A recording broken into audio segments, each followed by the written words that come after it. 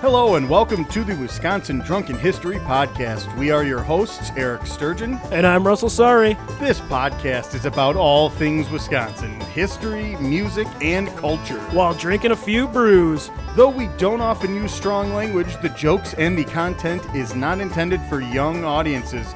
Listener discretion is advised. Before we begin the episode, we have to give a huge shout out to the Dangits from Madison, Wisconsin, for providing us with great bluegrass intro you hear at the beginning of every episode. The song Razzle was written by Jamie Lampkins, but is performed on behalf of Tom Wasselchuk and the Dangits. If you have a chance, check these guys out at dang-its.com for upcoming shows, music, or on how to book them for weddings, parties, and etc. Thank you for listening. Welcome back. This is Wisconsin Drunken History, Episode 7. And we are your hosts, Eric and Russ. We have a fun-filled, action-packed, and all-around great show for everyone today. So our main story is actually about the fish fry on Friday tradition. We have another installment of How Many Locos You At? And we will be sipping and reviewing Eagle Park Setlist IPA. We also have a special interview with the Bavarian Bierhaus and will be featuring music by a Milwaukee band, Brave You. Awesome. Let's go ahead and jump right in. So today's main story, again, is about the Wisconsin Friday Fish Fry. In Wisconsin, what could possibly rival beer, cheese, or Green Bay Packers football for popularity and notoriety? The Friday Fish Fry. That's what. With the last name Sturgeon, I'm basically a doctor in this field.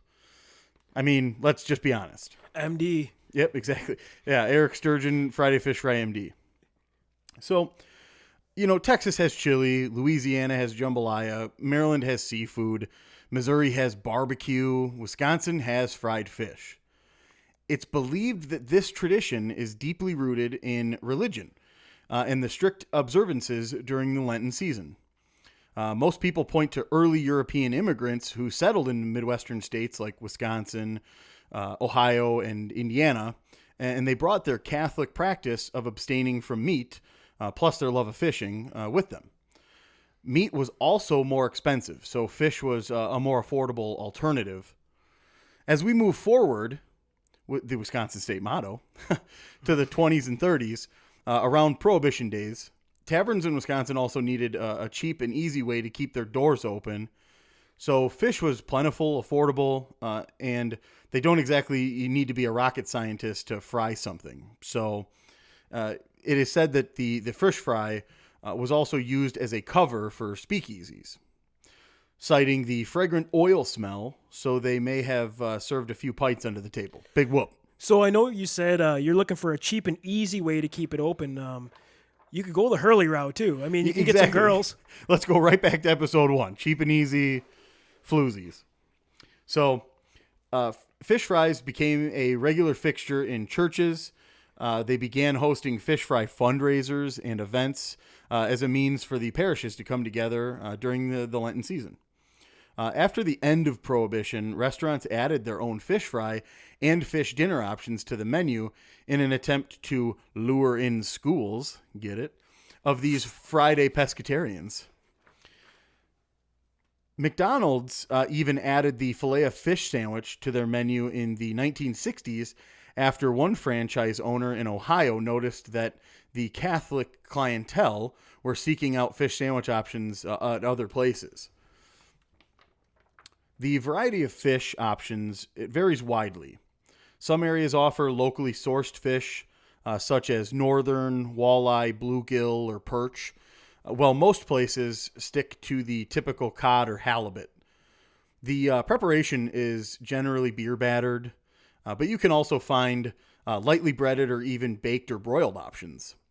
Some places even offer what's commonly referred to as poor man's lobster, which is usually boiled halibut served with a side of drawn butter, which is absolutely delightful. If you haven't had poor man's lobster before, I encourage you to try it at some point. It's not available at all the restaurants that do Friday fish fries, but if you find it on the menu, get it. It's absolutely an amazing take on a cheap fish option that makes it seem way more high end.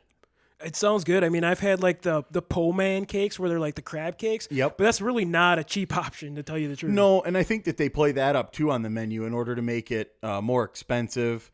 They just say what it is, and it makes you believe that it's going to be kind of a crab cake or something, a take on a really expensive seafood cake. So, like I said, that option, maybe not always the most cost saving, but get it shared around the table.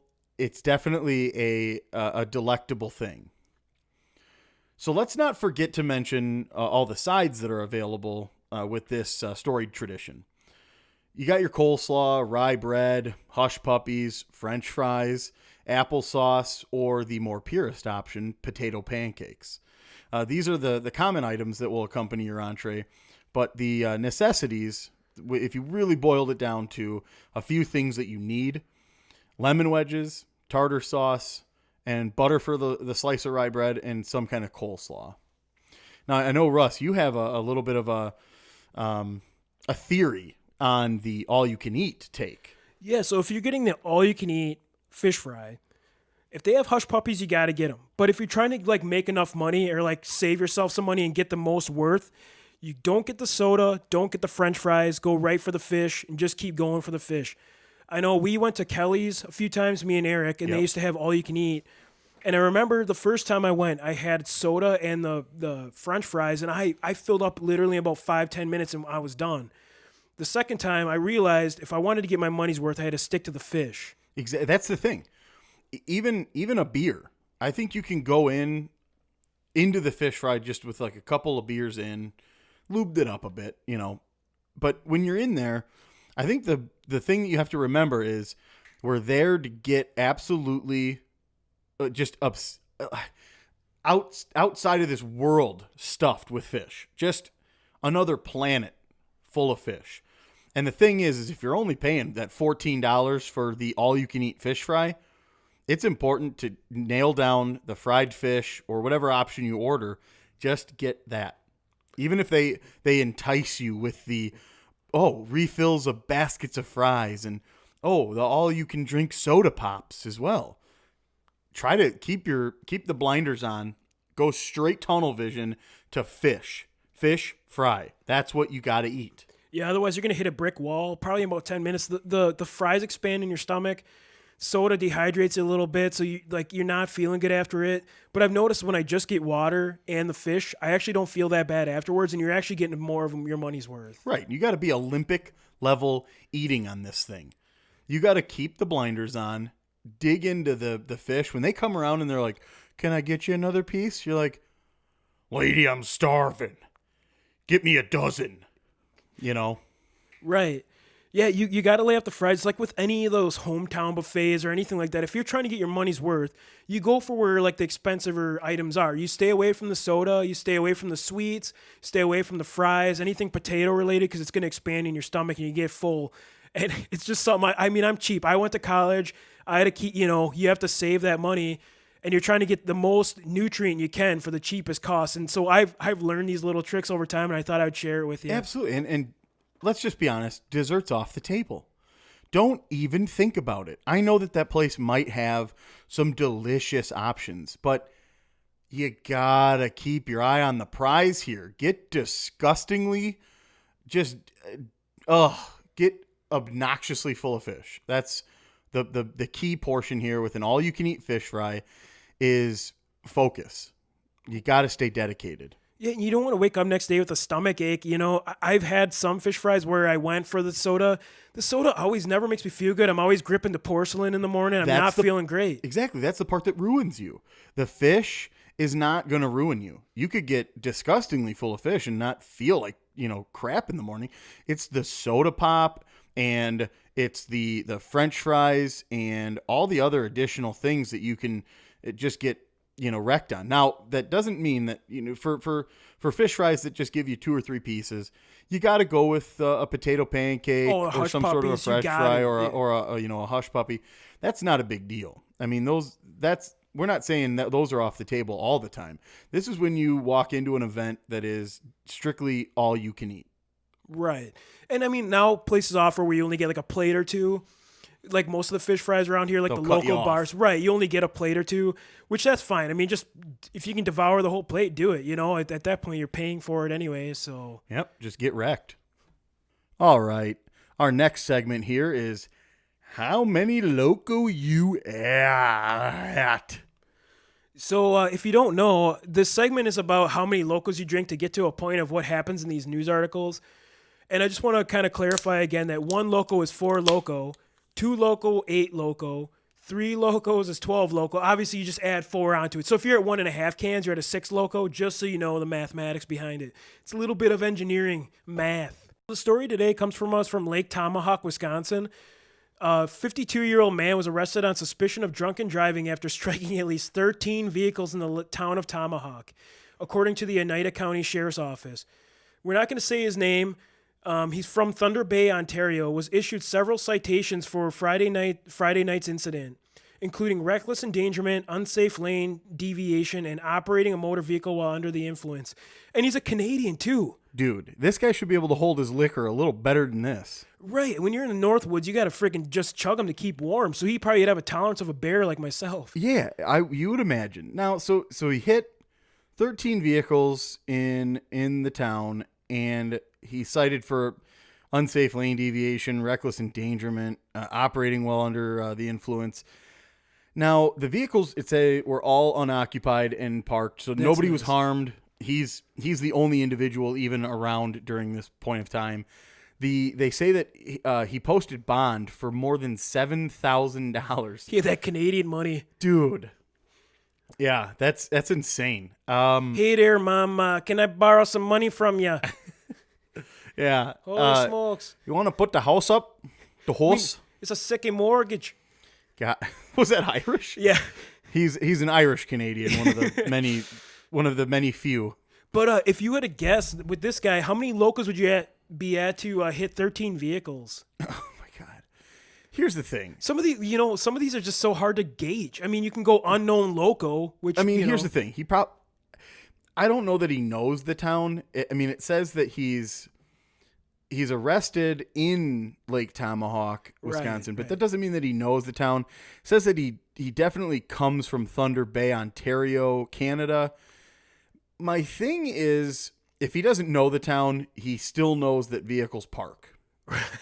So I'm not going to give him too much leeway or slack on this. Dude, they park their moose in Canada. They don't have cars. Yeah. So my thing is, he knows what's happening. And I hit a cur.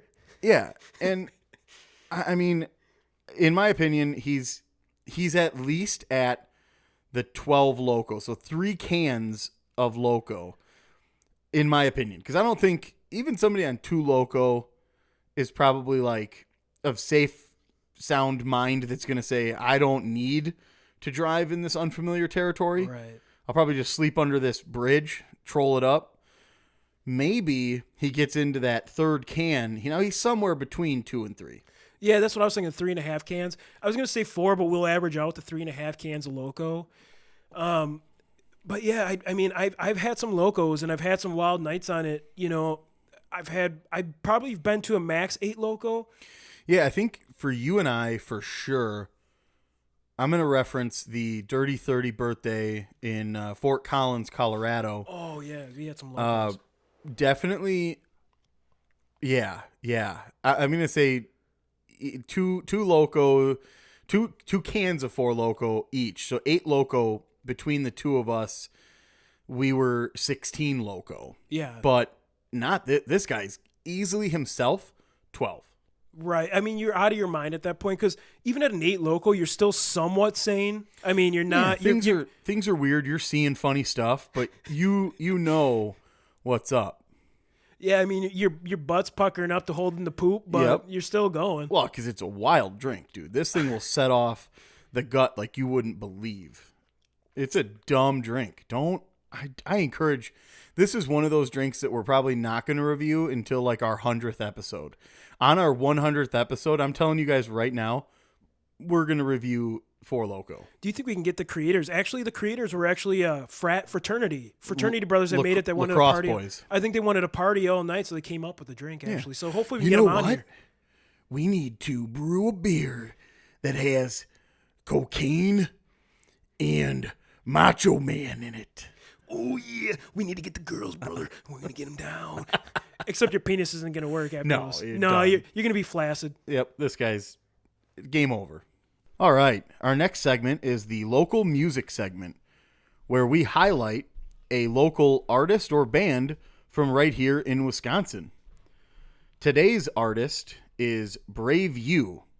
They are a Milwaukee band that is 100% fantastic. I've seen them live a bunch of times, and I also have the honor of calling these handsome gentlemen our close friends.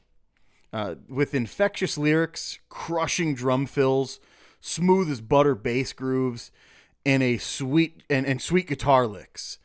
They check all of these boxes. I urge you to support these guys at braveyou.bandcamp.com. Listen to them on Spotify. Check them out on YouTube. They are awesome.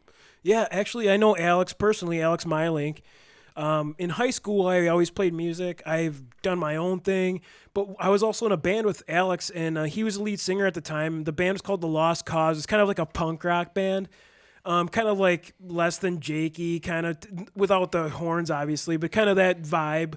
Definitely. And it was cool, man. He's a great guy, and I highly recommend you check these guys out. I remember, I think all three of us were in a study hall one year with the science teacher. Was that Miss Wilson? Yeah. Yep, absolutely. So absolutely, guys. This, again, is Brave You, and the song is The Hospital.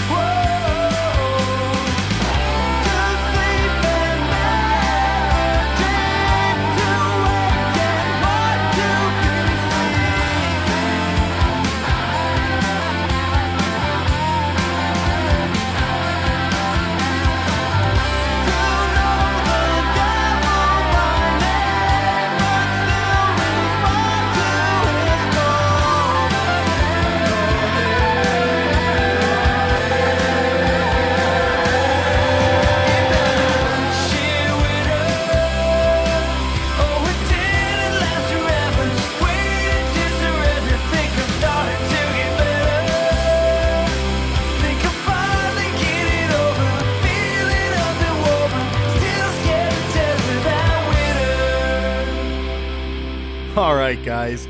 Again, that was the phenomenal band Brave You from Milwaukee, Wisconsin, and the song was The Hospital, and the album is Places. Please check them out. They are phenomenal. I love these guys. All right, that brings us to our next segment, which is the beer review. Throughout today's episode, we have been sipping on some Eagle Park's Setlist IPA. This stuff is pure deliciousness, and their story is one that, for Russ and I, hits pretty close to home. Eagle Park Brewing is two brothers that love to play music and enjoy all things beer and brewing. So these guys, they had to make a choice. Chase musical fame or make a ton of beer. Although they chose to become brewers in Milwaukee, they still jam. I mean, everybody that I know who has played music, obviously they make a choice at some point to become, a real world professional, and give up the idea of fame and fortune of music, but they still have it deeply ingrained in their body to play tunes. So again, I think this is an admirable compromise that they made, but thank you for the tasty nectar. Yeah, this beer's really good. It's one of those beers, I mean, even on the can it says it'll get you through a set list, and this one definitely would. If I had this, it'd keep me pumping for a while. It has multiple varieties of hops. You really get a citrus, kind of a tropical fruit, and a little bit of that pine, that little bitterness you get from like the Lakefront IPA. Yep. It comes through really well. It's pretty juicy tasting. It's not Very. really dehydrating. I like it, honestly. Yeah. It's like biting into a grapefruit. You get a bunch of juice, and then you get that bitterness, the sourness, and then you do it all over again. You take another sip, and it all hits right back. You get the upfront hoppiness, but it just juicy and citrusy. It's amazing. This is probably one of my favorite IPAs I've ever tasted. It's really good. And the one thing I find very admirable is, for me, like, I have to wear, the classic office getup, but I really respect that these guys found something that's kind of still alternative, and they can support themselves. They can still do music, which music always stays with me. Even when I'm at work doing my engineering stuff, I dream about music. I play my guitar often. Yeah, and honestly, right here in the studio, I mean, we're surrounded by music gear. You wouldn't think that this is a podcast studio primarily, which in the future, hopefully it's a better mix of both worlds. But Russ's Vox, AC, 3212 is sitting right behind him. I've got, my two Fender amps, the Deluxe Reverb and the Hot Rod sitting behind me. We've got a sweet Gretsch renowned drum set. You wouldn't imagine that's the life we chose too. You'd think we're right in there on the road, but in all reality, we did the same thing, which is why I said their story, it really mimics that of a lot of us, including Russ and myself.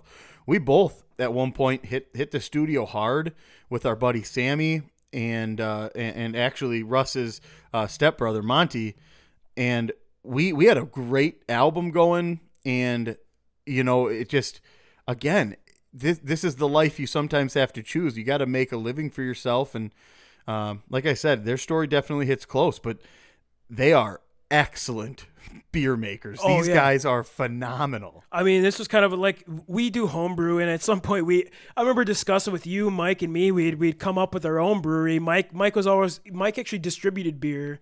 Yep. And Sturge and me would always sit in the kitchen, just kind of brew up beer, talk crap and listen to good music. I mean, we would brew gallons of beer at a time. Right. I mean, we'd sit in that kitchen for hours just making beer.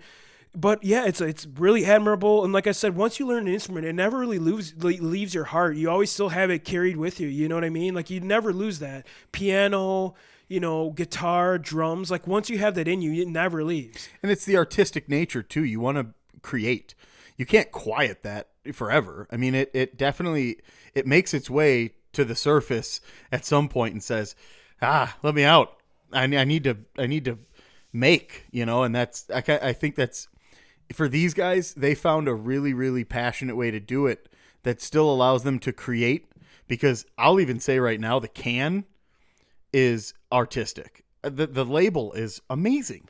Right. There's some chick rocking out, drummer, a guy singing, keys, and again, it's Eagle Park Brewing Company Setlist American IPA. I recommend you go and grab this beer, give it a shot, let us know what you think, comment on our social media or whatever. And without further ado, we do have an interview with the Bavarian Bierhaus. All right. So we're here with Josh from Bavarian Bierhaus. How you doing, Josh? Good. How are you guys? Not too bad. So we're just kind of wondering what new beers you guys got on tap, any events coming up, just any new news with the Bavarian Bierhaus. I know we go there all the time for my birthday for the Oktoberfest, which is in September, which is awesome. Right. Yeah, it's getting pretty exciting by us, actually. The old Heidelberg Park, which is attached to our property, we just reopened it. We did a full remodel. It's a self-service gig, so you come, you can stand and get beer, bratwurst from you singers. We do fish fry in the park on Fridays. We do fish on a stick, steckerl fish it's called, which is pretty awesome. And then we do some pretty massive pretzels as well. Yeah, I know when we were out there last time, we were out, I think, in the Heidelberg Park thing, and that was absolutely phenomenal. The food out there is so good. Yeah, our chef, Dennis Stuckel's been cooking German food in Milwaukee for about 30 years now. Well, there you go. That's why. The food is totally dialed in, and it's all traditional.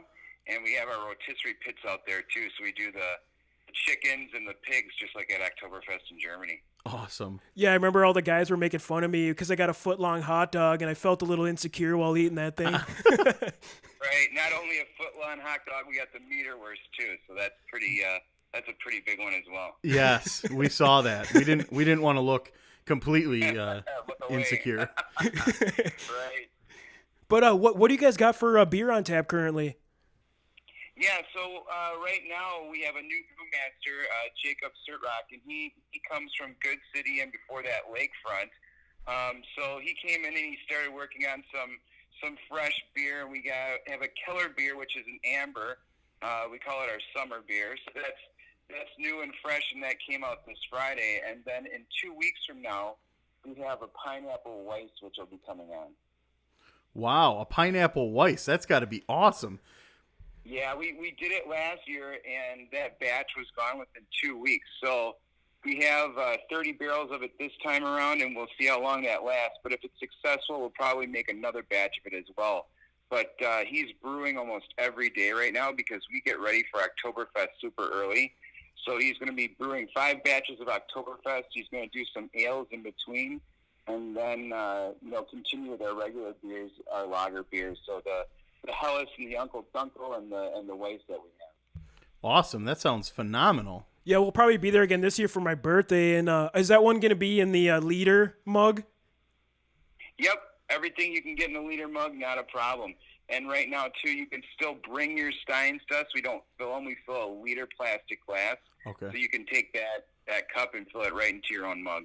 I was going to say, because last year when we went, my arm, I'm so buff in my right arm now from having to carry that thing around full of beer. Yeah, it's awesome. And we do the competition, too, where it's called Maßkrug-Stemmen, where you hold out the liter beer mug and you see how long you can hold it out for. I'm going to have to Hulk it out. I'm going for it. I'm already preparing right now. We had a guy one time said that he would hold a gallon milk jug during the commercials when he was watching TV to practice. Dude, that is dedication. I know. I did it. I did it at the German Beer Hall. What I would do is hold out a 10-pound weight at home, just out in front of me for as long as I could. Holy cow! I think I came in third one year, but I never won. I've not yet won one. Yeah, it's not easy. No. So before we let you go, you care if we ask you a few questions about how Wisconsin you are? Yeah, go for it. All right, the first question we got for you, have you ever milked a cow? I have milked a cow. Have you bare hands or do you use the suction? Bare hands. Oh, you were a true hero. That's how we were taught. It was actually a punishment for us. If we were misbehaving, we got sent to the farm. Yeah. So, not as much milking as it was cleaning up after them, if you know what I mean. Yeah. Yes. Oh, yeah. Yes, we do. Shoveling the old cakes. Yeah. Have you ever wore a flannel shirt to work? Absolutely, I do all the time. Yeah, same here. Yep. My boss doesn't like it, but I pretty much rock those all the time. Yeah. Have you ever operated a snowblower? Oh, for sure. Yeah. Yeah, same here. Yeah, and just a side note on that, Aaron's snowblowers are the best. You got an Aaron? I have a John Deere, so I don't know. We could fight about that. We can definitely talk about this. We live on a farm right now, so I just use a blade and a big tractor to push it, but I used to do it. Awesome. Well, not everybody can be that guy, all right? Yeah, all right. Right? Have you ever wore a cheese hat? Never. Never? I have never worn a cheese hat. Not as far I don't. as I don't can blame remember. you, honestly. Like they're kind of dorky. I mean, I've rocked them, but Yeah, it's definitely one of those things you put it on really quick and then you take it off. It's not Right. So comfortable. I don't know if that counts against me or for me. no, you're No, good. definitely You're good. not. No, neither way. Have you ever rocked camo pants? Oh yeah, for sure. Same here. Yeah, Yeah. definitely. With the flannel as Yeah. well, the big buffalo red plaid. Right. Yeah. Have I you? wear that kind of stuff when I don't want people to talk to me at Walmart. Yeah, dude, Oh, looking yeah. like a real Pollock. You look like Joe Right, Exotic totally. hanging out. That's what I'm doing. Exactly. So, have you ever made beer brats? And if you have, what beer do you normally use? Yeah, so we make beer brats all the time. At work, we use just the beer that we have when we're cleaning lines. So we send the beer through first, and then we use that. But usually, if I'm at home, it's Pabst. Very good. That's what I used to. That's kind of usually. the Miller standard. Lite or Pabst. Yep. Yeah, and I don't think it's a waste. I mean, and I don't boil the brats in the beer. I just hold them there like they're kind of like soaking. Oh, okay. Do you do that after they come off the grill, like when they're settling, resting? Yeah. Totally. So the next question I got: have you ever been tailgating? Oh, for sure. Yeah. Yeah. I've done that enough times. Yeah. That's like asking, were you born? Yeah. Right. Yeah. In Are you Wisconsin, alive? yeah, for sure. Yeah. Have you ever drank a spotted cow? I have. Yes, for sure. Okay. I think it's all hype, but Well, you know what's interesting is I have friends that when they come from Germany, they claim that that's the beer that they think tastes closest to what they have when they're at home. well, and I think is that maybe due I to give the them fact that credit it's for that. is it due to the fact that it's the yeast and everything it's bottled with it? It's possible, yeah. So I would heard think I so. heard the actual owner goes to Germany though and picks the hops over there. He has a farm that he rents. I believe. wow. Like I think they're Hallertau. Sure. Is that Yeah. what you call it? I Yep. think so. And Yep. So oh, go ahead. I was just going to say, yeah, the beers that we make too, everything comes from Germany. Everything except for the water and the yeast, So Wow. Do you pretty guys awesome. do you guys follow the German laws with your beers, or do you kind of go wild? I mean, a lot of places kind of don't follow. I think it's the Reinheitsgebot. We try to for the most part, but not every beer that we make we can. But yes, we do. Okay. And I got a question about brats. Do you ever eat them with or without the sauerkraut? Both. We do both. Yeah. I mean, we get our sauerkraut from Germany, so there's a number of products that we actually have sent on a container every month to us from Germany, and we're able to actually source and get like mustard and sauerkraut and stuff like that cheaper in Germany than we can here. Wow. Dude, that's awesome. Buy in bulk. Yeah, it is really awesome because the product is so much better. It is. It's a lot better, yeah. Yeah. And we got one more question for you before we get you off the line here. Have you ever Sure. drove a lawnmower with a beer? Oh, yeah. Like yesterday. Yes. And it was a Modelo. Yeah. Yeah, absolutely. In my John Deere, there is a cup holder, and I know that it's got to be there for beer. I was just going to When I was say, I mean, Yeah. it's there for a Obvious. reason. When I was a kid, I can remember my dad on his simplicity. He would have one beer between his legs and drinking one, and then they were the returnable Huber Bach bottles. And he would Oh, like lay them down in the lawn, right? Because they would rattle and fall off the lawnmower. There's nowhere to put it, right? And then he'd get mad at us kids because he thought that we were taking the bottles out of his returnable case. Until like he'd come around and mow the lawn the next time and hit one of those bottles, and they like eject and glass and fly out the side. that's a classic dad move.